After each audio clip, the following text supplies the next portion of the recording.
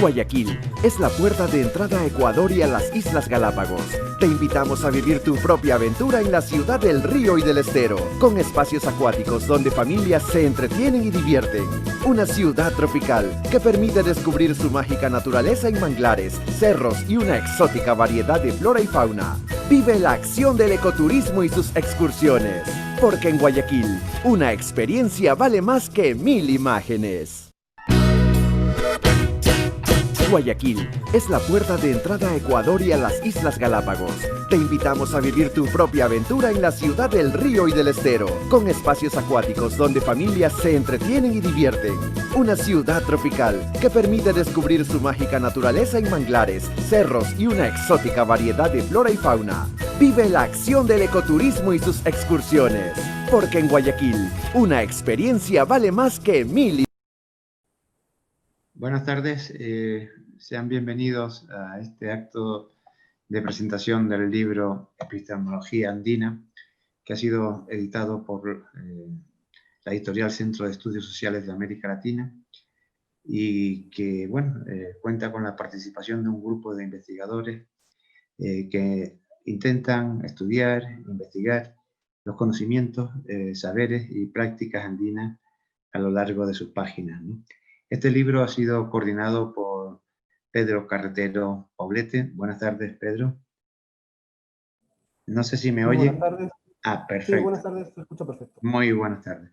Pues el doctor Pedro Carretero es director del Grupo de Investigación Puruá y profesor de Arqueología y Patrimonio en la Universidad del Chimborazo, ¿no? Pedro, muy buenas tardes. ¿Qué nos presenta el libro a través de esos 7 capítulos? Bueno, buenas tardes y muchas gracias por este espacio. La verdad que el libro, entre unas cosas y otras, nunca se llegó a presentar como solemos hacer presentaciones en la editorial Centro de Estudios Sociales, que muy bien dirige mi amigo José Manuel Castellano. El libro, la verdad que surge de un congreso que organizamos junto a la Universidad Central, desde aquí, desde Riobamba. Era el primer congreso, seminario, se llamaba, primer seminario de epistemología andina, fue a finales del 2018.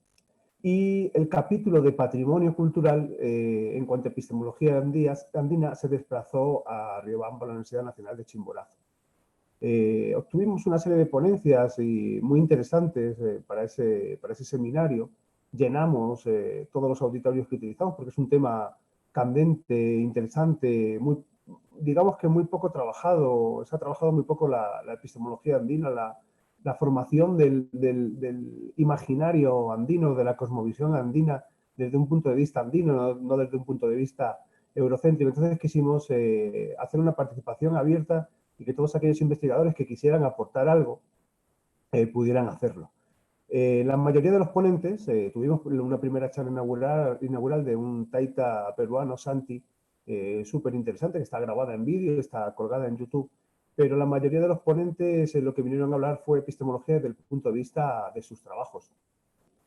Así, la mayoría ya, como indico, nos dieron su texto escrito de lo que expusieron y fue el germen de este libro. Pensábamos que no debería quedarse en un cajón, sino que merecía ser publicado, sobre todo para debate, para crear debate entre los diferentes investigadores e investigadoras del mundo andino.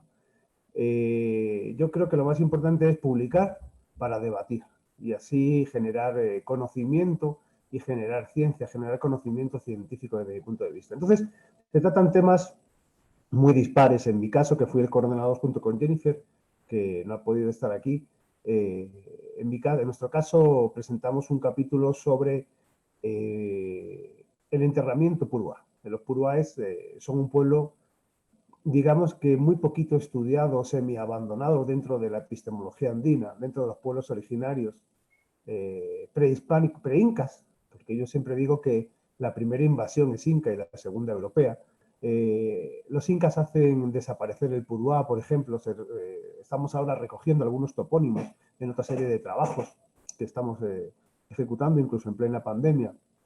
Y el primer capítulo, por ejemplo, habla de eso, cómo se enterraban los puruáes según Gijón y Camaño. Para quien no sepa, Gijón y Camaño es el máximo estudioso de la cultura purúa. Tiene un libro de 1927 que recoge sus excavaciones de 1918. Desde entonces no se ha vuelto a publicar prácticamente hasta hace 3 o 4 años. No se volvió a publicar arqueología purúa en esencia, no sé, estaba completamente abandonada. Entonces sí nos interesaba saber cómo interpretaba él el enterramiento purúa en sus excavaciones, que fueron muchas a lo largo de 1917 y 1918.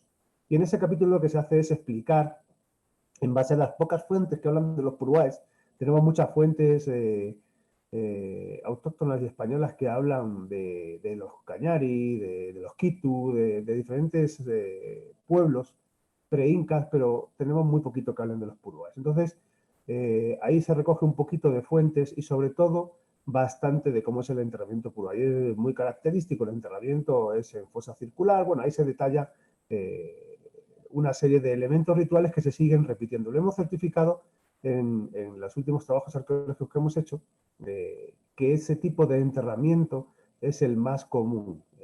La inhumación en pozo circular o cámara, doble cámara circular. Luego también Paolo Barévolo, que es un compañero del Grupo Purúa el Grupo Purúa de la Universidad Nacional de Chimborazo y que trabaja sobre textiles, lo que hace es revisar la parte epistemológica desde la memoria fotográfica de los quichuas purúaes.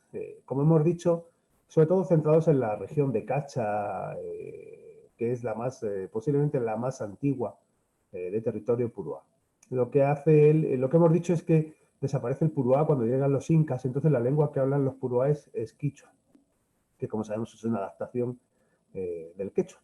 Lo que hacen es un recorrido digital por toda la memoria visual del pueblo purúa quichua. También tenemos participación de otras partes del país, como Estelina Quinatoa, que es directora de la Reserva Arqueológica del Ministerio de Cultura en Quito. Ella hace un estudio muy interesante de una de nuestras plantas sagradas, también interesante por el tema de la epistemología andina, una de nuestras plantas sagradas como es la coca.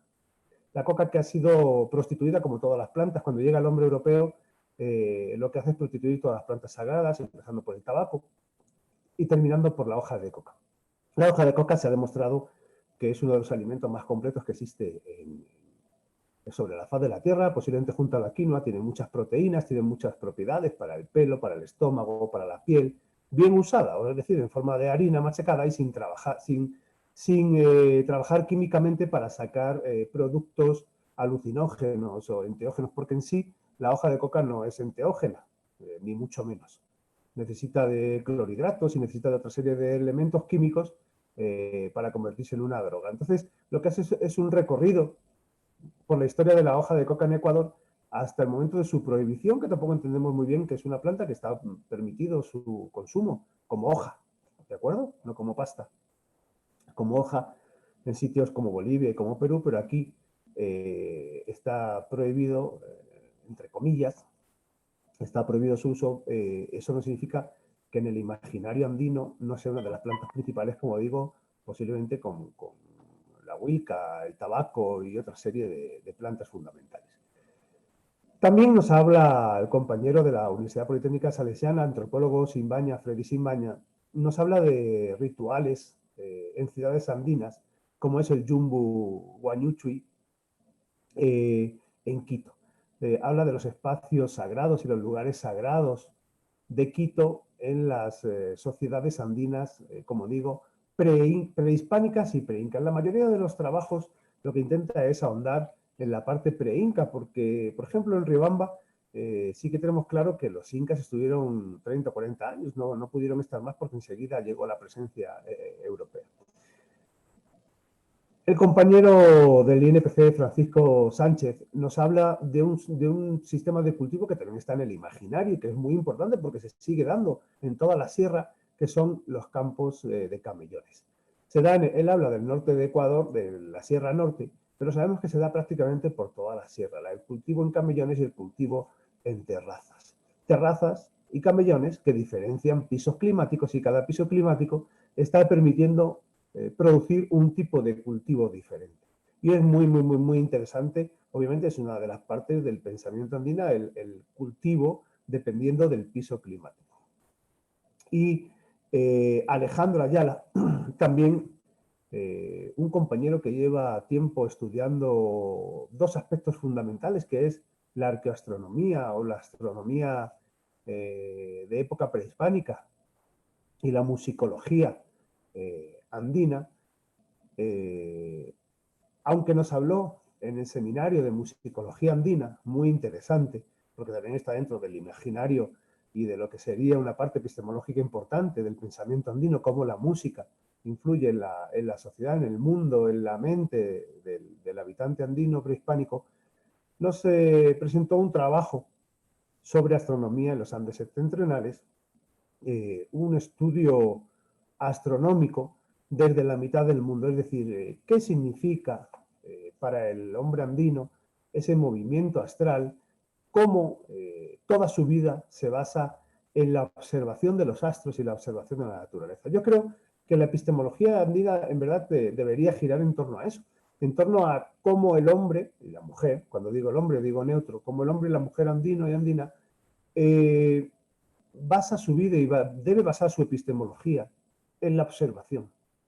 La observación de la naturaleza, el comportamiento de los seres vivos, plantas y animales, y sobre todo la observación nocturna, porque es cuando más estrellas se ven, del cosmos.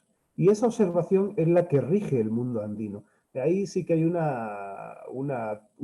tronco común entre lo andino ecuatoriano, lo andino peruano y lo andino boliviano, sobre todo por contar la parte más importante que recorre los Andes, aunque toque otros países.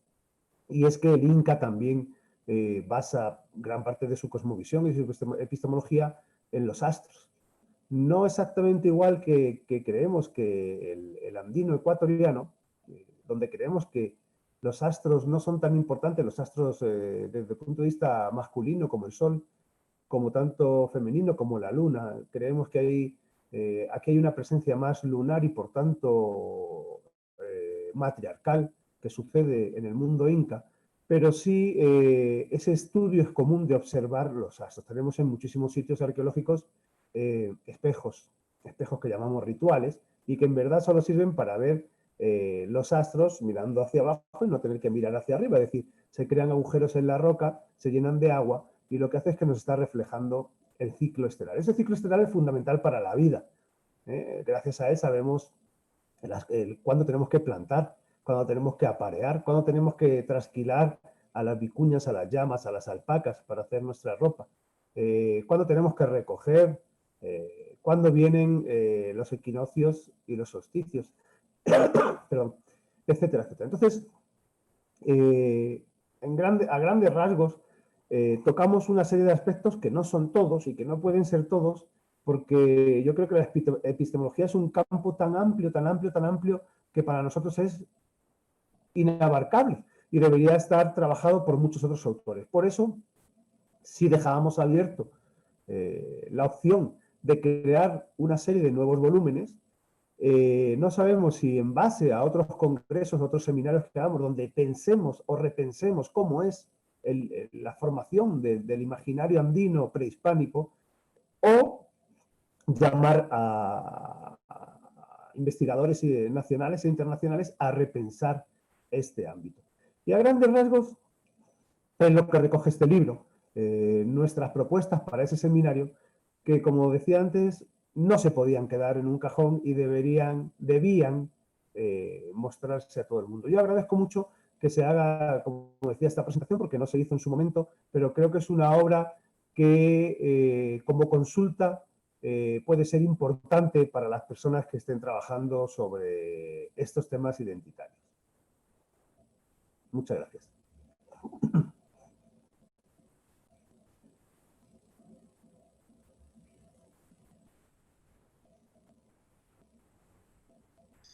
Pedro, desde luego que, como bien señalabas hace un ratito, son determinadas parcelas de esa cosmovisión andina, ¿verdad? Nos hablaba de una continuidad en las labores de investigación. ¿Qué nos puedes adelantar con respecto a eso? No, como dije, o sea, tú sabes que tenemos tanto trabajo hay tanto por trabajar en cuanto al ideario andino, tanto por trabajar en cuanto a arqueología en esta región en la que estamos trabajando nosotros, tanto por hacer, como yo digo, en 10 vidas no tendríamos tiempo para sacar un 10% de todo lo que hay que hacer. El último estudio es de hace 100 años en cuanto a forma de vida de los puruáes, por ejemplo, y eso es muy grave porque se ha estado abandonando a uno de los pueblos, yo creo, más importantes antes de la presencia inca. Bueno, En cuanto a comer. y ese estado, esa situación, ¿a qué obedece? ¿A qué crees tú que se obedece esa parálisis o interés o Bueno, o sea, encargarte? yo creo, verás, yo creo que, respondiendo a la pregunta anterior, yo creo que deberíamos empezar a hacer seminarios, congresos, simposios, y aprovechando ahora que se está haciendo todo online, mucho más fácil, porque antes había que traer a la gente a los sitios, para repensar toda esta epistemología, toda esta forma de vida andina, ¿no? Pero yo creo que habría que hacer seminarios y eso que se habla en los seminarios, publicarlo. ¿Pero a qué se debe? Pues,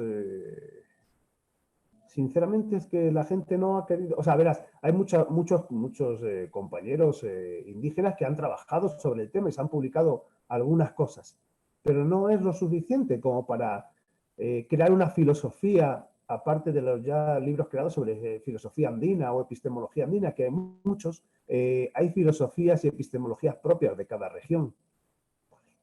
¿De acuerdo? Como digo, podemos hacer una epistemología andina o una filosofía andina, pero no en base a los incas, que es como se ha hecho casi siempre, sino que nosotros somos pueblos pre-incas, muy poquitos años afectados o influidos por los incas, muy poquitos, que nos influyeron porque había un tronco común, una cultura común, una lengua parecida pero no igual, es decir, con un tronco común, como sucede con otros puntos del mundo, y no ha habido científicos o investigadores que hayan querido o que hayan podido trabajar sobre estos temas. También una cosa muy grave es que se publica muy poco de lo que se ha hecho.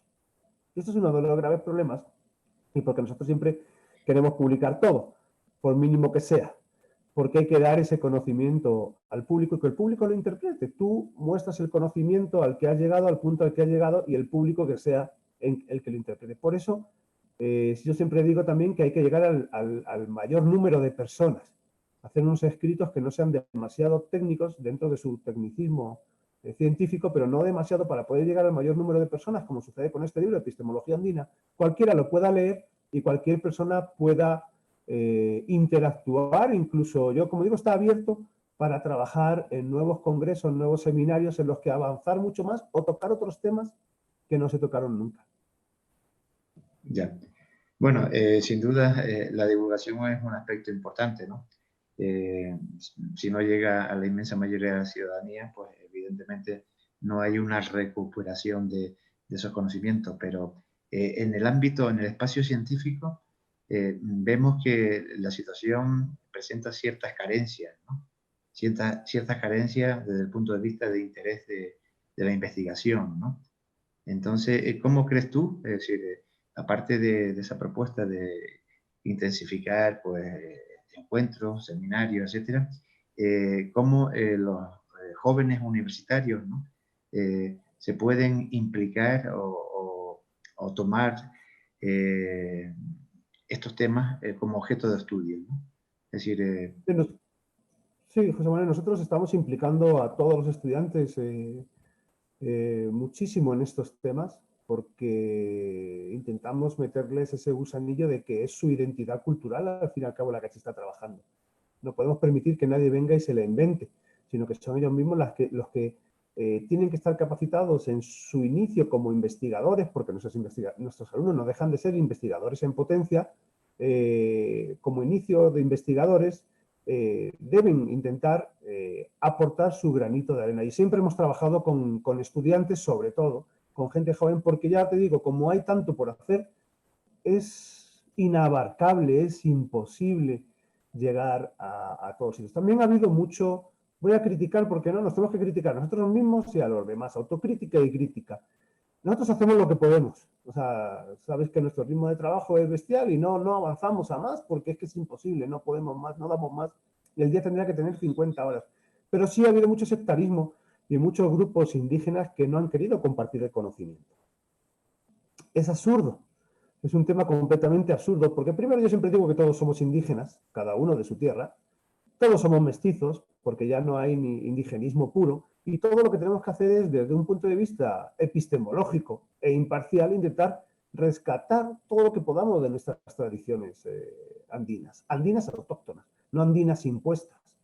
¿De acuerdo? Entonces, los chicos son nuestro pilar fundamental, los estudiantes son nuestro pilar fundamental, y sus trabajos de investigación, que son dirigidos por algunos de nosotros, yo creo que es una buena semillita también para aportar. Lo que hacemos con ellos, además de publicar libros, son publicar artículos, porque también para iniciar su carrera como científicos requieren hacer una maestría, o como investigadores, o como profesionales, o como lo que sea. Y esas maestrías son caras en el país.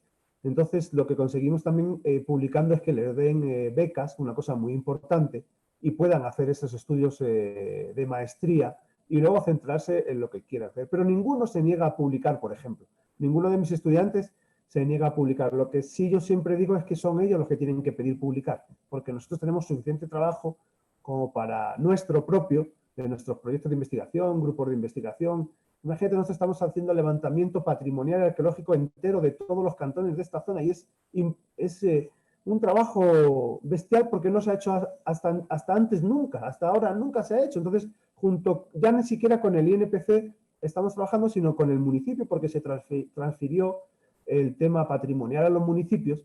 Y ahora con ello lo que hacemos es que cuando se hacen los planes de ordenamiento territorial, determinamos los sitios arqueológicos y patrimoniales puruáes que no se deben tocar y por lo menos estamos consiguiendo que ya no se destruya. Es decir, una cultura que cuando nosotros en otros países siempre hemos trabajado desde la base, desde los niños, apropiarse de la cultura desde los niños, aquí es imposible.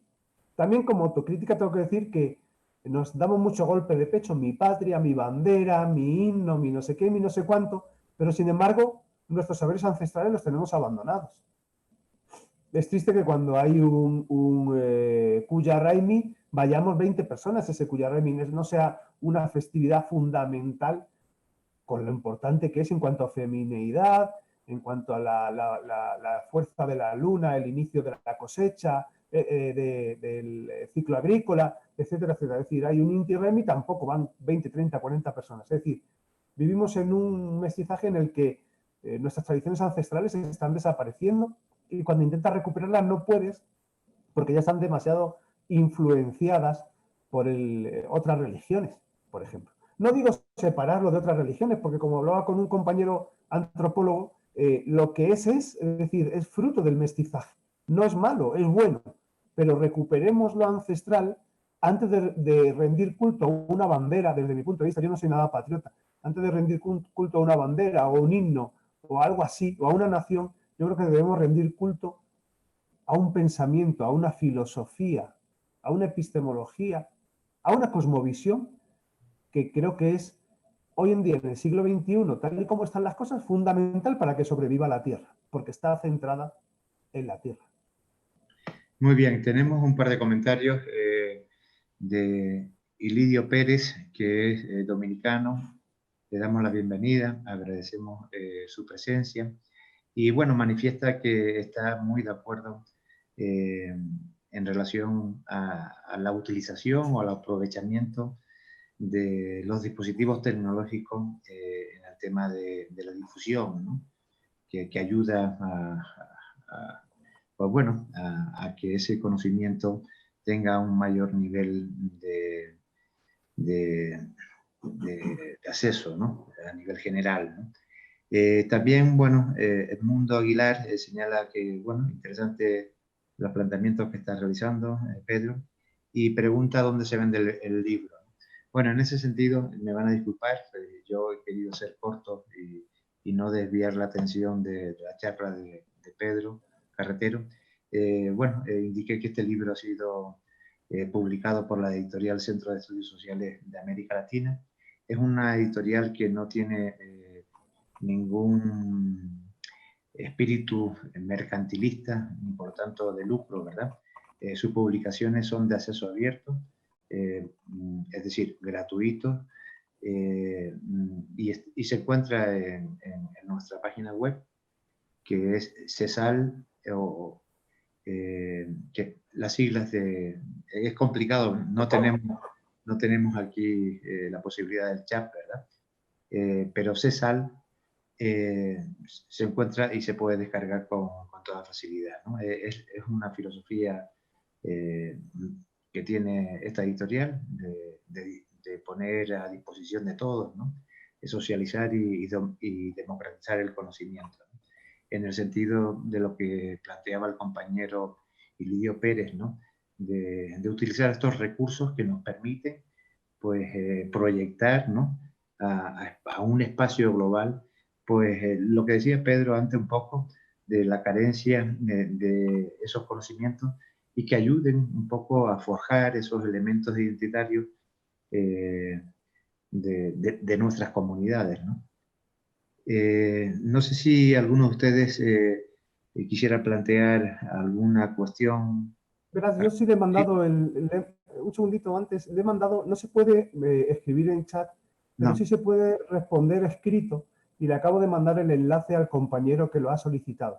Si pone en su pregunta, sí, pone escribir respuesta, entonces ya le he mandado el enlace al libro.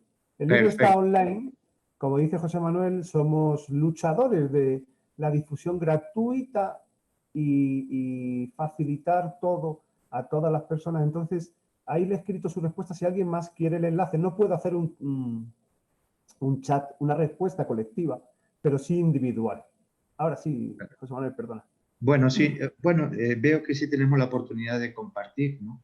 Entonces, igual, aprovechando, no, está inhabilitado también. No, tienen que preguntar ellos y ahí pone, escriba su respuesta. Y yo les estoy poniendo los enlaces. Si alguien quiere, escribe, mándeme el enlace y yo le mando el enlace que ya lo tengo copiado. Claro, sí, sí. No, es como teníamos la opción aquí de compartir pantalla, pero está inhabilitada también, ¿no? Es decir, estamos un poquito maniatados, ¿no? En ese sentido, ¿no?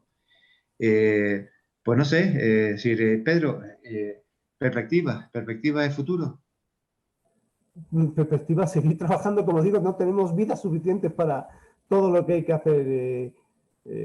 Yo creo que, por ejemplo, seguir trabajando sobre estos temas andinos, nosotros desde nuestro lado, que es el lado Puruá, que es donde estamos concentrados, y cada investigador, cada científico, cada persona que quiera estudiar una parte de epistemología andina o una parte de la cosmovisión andina, sobre todo pre-inca, que es lo que más digo me interesa, trabajar por su lado para intentar sacar del oscurantismo a toda nuestra región, que fue silenciado primero por los incas y luego por los conquistadores europeos.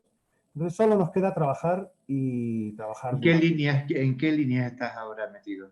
Estamos trabajando en 1000 líneas porque es que tenemos 1000 frentes abiertos. Estamos, como digo, trabajando de la mano del municipio para en el POA nuevo incluir por primera vez, y yo creo que pocas ciudades del país pueden decir esto, por primera vez desde el municipio, incluir todos los sitios patrimoniales que hemos detectado para proteger. Es decir, se crea un área de protección en el sitio y un área alrededor como de unos 1000 metros, otro kilómetro más de protección más amplia de ese sitio, de cautela. Entonces allí ya no se va a poder construir, por lo menos para conservar nuestros sitios ancestrales. De momento, mientras se puede sacar información de ellos desde el punto de vista antropológico, arqueológico y construir historia a través de la arqueología.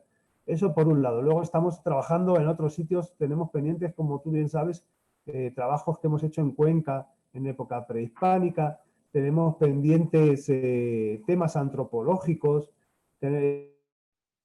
estamos trabajando con las comunidades actuales también para recoger sus saberes, sobre todo desde el punto de vista etnográfico, entrevistas, tradiciones, usos, costumbres. Hemos recogido los textiles. Con los compañeros, por ejemplo, Paulo ha recogido toda la parte visual de la cultura puruá, que es quichua, como digo, no es puruá. Entonces, ir poco a poco recogiendo todo lo que podamos de saberes ancestrales para dejarlos publicados y dejarlos al alcance de todo el mundo antes de que los que detentan esos saberes se mueran. Y estamos cerca de perder mucha gente mayor que tiene la información y que se va a ir muriendo y no la vamos a poder recuperar.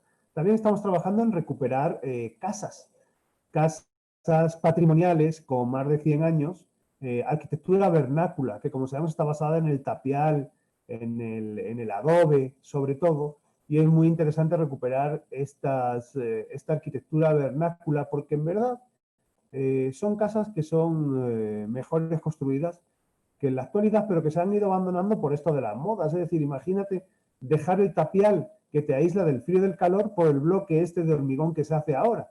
Es decir, hasta en la arquitectura se ha introducido lo fácil, lo cómodo, que es peor que lo tradicional. Es decir, a través de la recuperación de las tradiciones podemos mejorar nuestra forma de vida y dejarnos estas modas absurdas. Entonces estamos trabajando en muchísimos aspectos y sobre todo salvando sitios de la urbanización, salvando sitios puruáes de la urbanización, que es lo que más miedo nos da. Se está destruyendo poco a poco con el crecimiento descontrolado de las ciudades, como sucede en Ecuador, crecen descontroladas las ciudades y se está destruyendo prácticamente todo. Bien, Pedro, Edmundo Aguilar plantea epistemología o cosmovisión. Bueno, verás, yo no lo quiero estudiar separado, epistemología y cosmovisión, porque yo creo que es una parte, la cosmovisión es una parte de esa epistemología, entonces esa cosmovisión, por eso lo he hablado de la mano, esa cosmovisión, esa forma de ver el cosmovisión no significa otra cosa nada más que cosmovisión, o sea, forma de ver el universo. Y eso así se construye la epistemología, ¿no? Observando el universo. Así se construyen nuestros saberes ancestrales, observando el universo. Somos sociedades observadoras. Es decir, yo siempre digo a mis alumnos en clase cuando me toca este tipo de asignaturas, todo en el mundo antiguo se basa en la observación de la naturaleza, del entorno, del cosmos, de tu cosmos. Ojo, que su cosmos era más reducido que el nuestro, porque ellos posiblemente nacían y morían en el mismo sitio. Nosotros no. Nosotros, por suerte, vivimos en una sociedad global donde nuestro cosmos es prácticamente la Tierra entera, pero su cosmos era diferente al nuestro. Entonces, lo que ellos observaban es su cosmovisión. También me gusta llamarlo cosmovivencia, no solo cosmovisión. La cosmovivencia es cómo tú vives el cosmos, cómo vives lo que te rodea, tu relación con lo que te rodea. Entonces, eso es una parte fundamental de la epistemología. No podemos entender epistemología sin esa cosmovivencia. Muy bien. No sé si algún compañero quiere plantear alguna cuestión.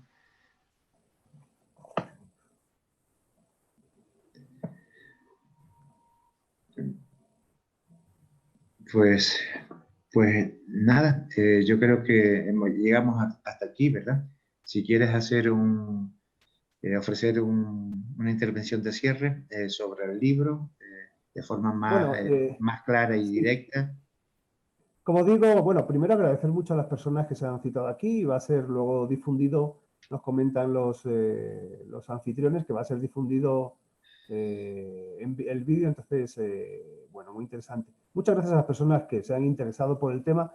Es un tema muy poco trabajado, quizá porque se desconoce mucho, porque falta mucho por investigar en el país, sobre todo, bueno, iba a decir en la región andina, pero es que en la región amazónica estamos exactamente igual. También estamos entrando ahora a trabajar en zona amazónica y estamos con guaraníes, sobre todo, y estamos perdidos completamente porque hay muchísimo por hacer. Entonces, animo a los compañeros, si les interesan estos temas, que investiguen, que trabajen con las comunidades indígenas, sobre todo, y que respeten ese tipo de epistemología y de vivencias, como digo, cosmovivencia, ese tipo de ver el universo andino, porque es fundamental para que sobreviva la Tierra. Yo creo que yo no soy religioso ni no profeso ninguna religión, pero sí que digo que si alguna religión nos acerca a todos, es esta, basada en el cuidado de la tierra, en el respeto a la tierra, en el respeto a los seres vivos,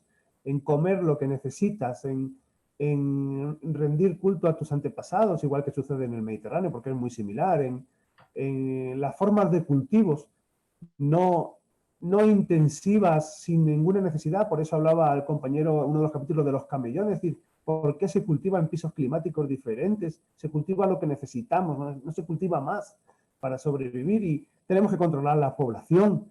Es decir, todas estas, el uso de plantas ancestrales, bien realizado. Yo, por ejemplo, siempre tengo hoja de coca en casa porque para el estómago viene muy bien, para diferentes dolencias viene muy bien. Es decir, el adentrarse en las tradiciones y esta forma de ver la vida, sobre todo andina, no voy a hablar de la costa ni de la Amazonía porque tienen su propia epistemología y su propia cosmovivencia, pero sí adentrarse en estos saberes ancestrales y protegerlos y difundirlos, porque en verdad solo nos pueden hacer bien.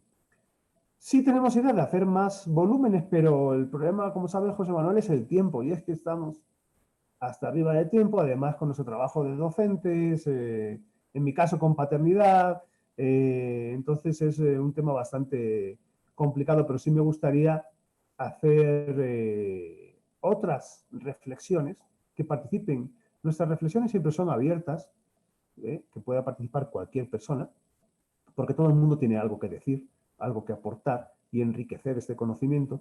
Sí nos gustaría hacer otras versiones. Esta fue junto a la Universidad Central, solo que mientras ellos sacaron los artículos en una especie de revista, nosotros decidimos sacar nuestra parte en un libro todo junto para que no se dispersara. Entonces sí sería bueno sacar, hacer otros seminarios, simposios, congresos, donde debatir estos temas, cada uno desde su especialidad, porque tampoco podemos controlar todas las especialidades, y pensar esta epistemología e intentar imponerla a la sociedad desde mi punto de vista. Bien, Muchas Pedro, gracias a ti también, el José Manuel, mundo, muchas gracias a ti también y a los disculpa, organizadores. Sí. tenemos una última pregunta, por lo menos por ahora, ¿no? Que es de Edmundo Aguilar. ¿Alguna sugerencia sobre algún trabajo relacionado con la lengua purúa mochica? No, Puruá no es mochica, o sea, mochica es de Mesoamérica. Es que no veo la publicación, un segundito, a ver. No, Puruá no es mochica, a ver qué estoy leyendo ahora. Mochica es de Mesoamérica y no tiene nada que ver con las lenguas Puruá. La lengua Puruá tiene una raíz común que procede posiblemente del Aymara, de la zona del norte de Bolivia, sur de Perú, de donde se extiende. Es una raíz, un tronco común de donde sale posiblemente el resto de lenguas que se hablan en la zona, el quechua, el puruá, el situma. Por ejemplo, los cañaris hablan el situma. Me imagino que los quitus tendrían su propia lengua, quitu cara también, etcétera. Entonces, no hay trabajos sobre lenguas puruá. De hecho, no hay trabajos sobre lenguas situma. Los cañaris, que son los pueblos prehispánicos, preincas, que están al sur de Riobamba, al sur del Chimborazo, en toda la zona de Cuenca, de la Azuay y todo esto, hablan una lengua propia muy importante, el situma. Entonces, tampoco he recogido nada en situma prácticamente. Sabemos que esa es su lengua, sabemos por investigaciones que hemos hecho, que lo primero que se realizó fue pasar el Padre Nuestro, el Credo, el Ave María y alguna otra oda católica al situma, pero enseguida se perdió, porque enseguida se impuso el quechua o el quichua, la versión del quechua de aquí del Ecuador. Entonces enseguida se perdió. Y sobre Puruá no tenemos absolutamente nada. Se dice que hay un texto del año 1700 de la familia Duchicela, que es de la de Marlancia Bolengo, por llamarla así, una fama desmedida desde mi punto de vista, que tenía un libro, había un libro histórico escrito completamente en Puruá, pero Humboldt menciona algo, pero se desconoce si esto es verdad o es mentira, se desconoce prácticamente esto. Lo que estamos haciendo nosotros es recuperar palabras puruáes a través de la toponimia, que es lo único que nos queda. Es decir, llegamos a una zona, preguntamos a la gente del lugar cómo se llaman los accidentes geográficos, un arroyo, una cañada, una vaguada, una montaña, y los nombres que nos dan no conocen el significado. Entonces, en el momento que vemos que no conocen el significado, sabemos que no es quichua, porque el quichua lo habla todo el mundo perfectamente. hemos trabajado con pueblos donde el 99% de los habitantes hablan quichua. El 99,9%, o sea, todos son quichua hablantes. Aquí todavía en Riobamba hay muchísimo indigenismo. Entonces todos son quichua hablantes, pero tenemos aquí enfrente de mi casa, por ejemplo, hay un cerro que se llama Tulabúj, es un volcán que está extinguido y que hay una leyenda muy bonita con el Chimborazo. Todas estas leyendas también es muy bonito, porque esto es nuestra cosmovisión, forma parte de nuestra epistemología.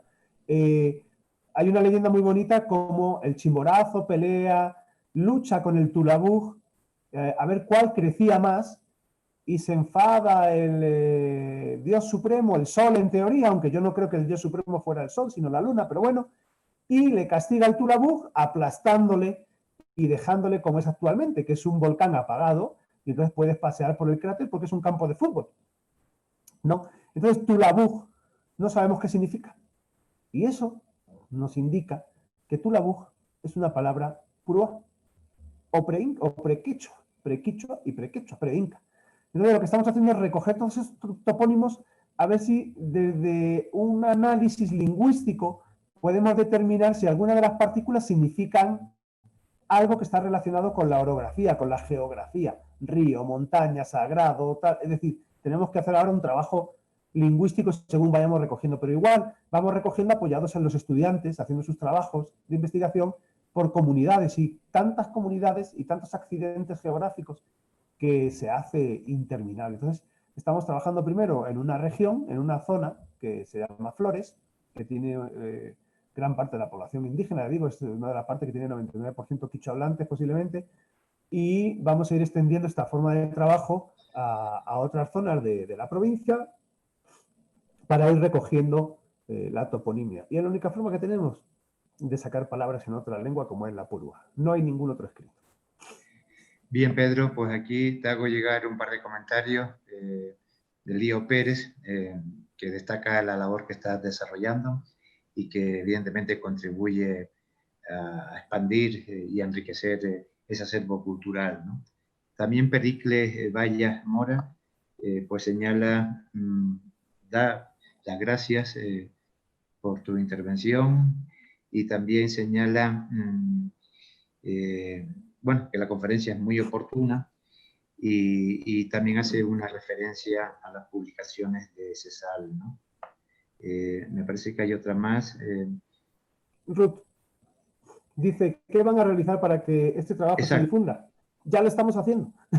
Sí, bueno, sí, comentarle que, bueno, que en la página que hemos, dado respuesta de forma individual, hemos puesto el enlace de la página web de la editorial, y ustedes sencillamente pueden descargarlo sin ningún tipo de inconveniente, ¿no?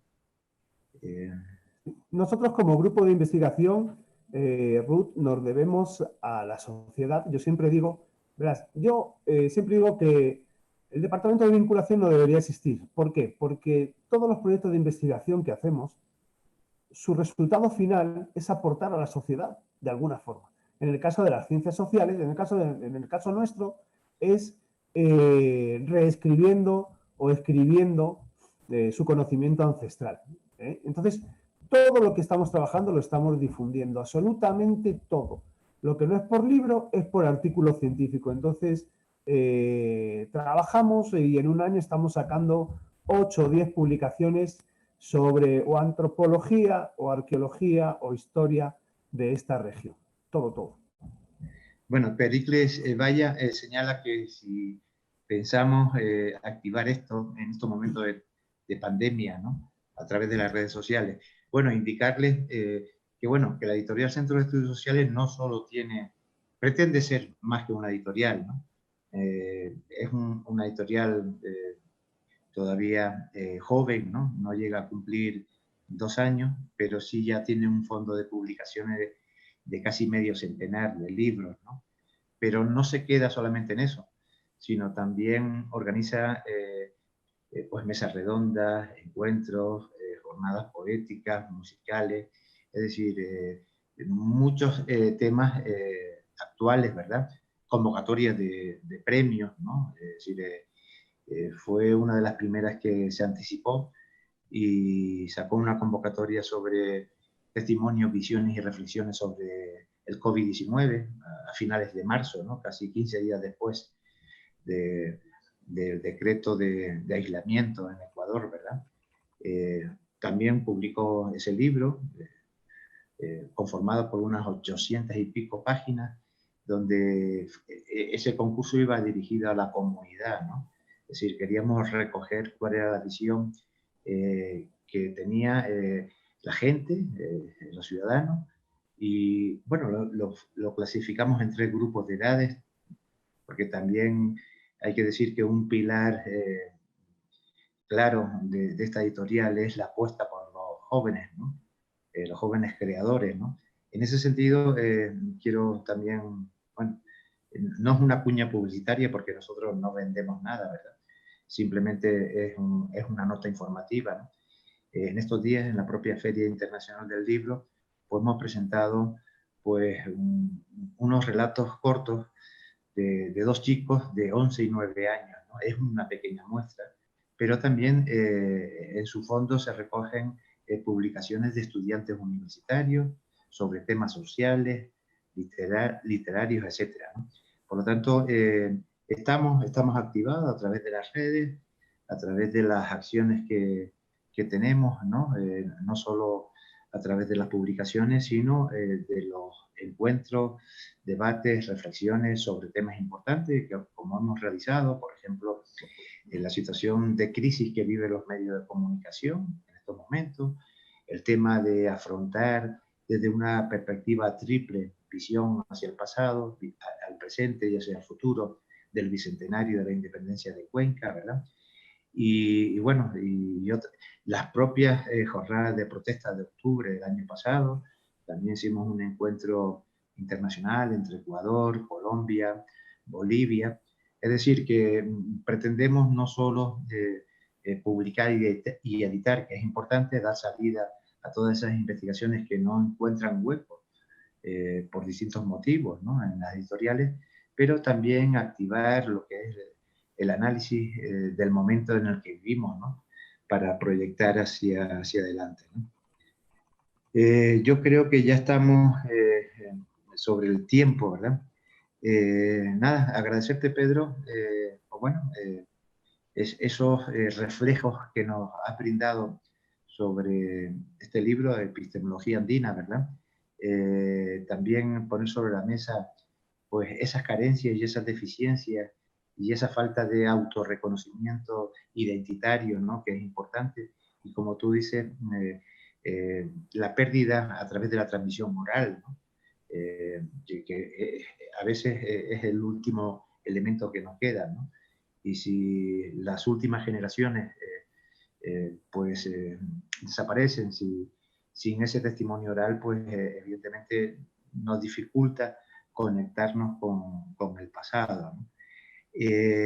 Yo creo que, bueno, esto es un pequeño paso, ¿verdad? No se ha hecho absolutamente nada, sino empezar un camino. Esperemos que siga los pasos uno detrás de otro y abrir también, aunque está abierto, ¿no? Pero quiero decir que la editorial está abierto para todo el mundo, no es que la vayamos a abrir ahora, ¿no? Sino es una editorial que se nutre de todos, ¿no? Y por lo tanto está a disposición de ustedes. Encantado de sugerir sus propuestas, de recibir sus propuestas, ¿verdad? Y poder darle curso, ¿no? Y nada, agradecerle pues, la presencia esta tarde a Pedro, a todos los que nos han acompañado y hasta una próxima oportunidad. Si quieren, en cualquier caso ya los convoco para una actividad que vamos a tener el día 30. Hemos convocado también unos premios CESAL de carácter anual en 3 disciplinas, investigación, mundo literario y jóvenes creadores, con esa idea de potenciar, ¿no? de potenciar pues, a los investigadores, a los jóvenes y contribuir a esa red de difusión del conocimiento, ¿no? Esto sencillamente es un intento, ¿no? Donde hay un grupo de gente que entusiasta, ¿no? Que le dedica tiempo y hora, ¿no? Está convencido del papel que podemos ejercer en la transmisión de conocimiento con la idea de que esa semilla sirva para una transformación social de cara a corto plazo, ¿verdad? Ese sería lo ideal, ¿no? Pues bien, mi gratitud nuevamente a Pedro, a todos los asistentes y hasta una próxima ocasión, ¿verdad?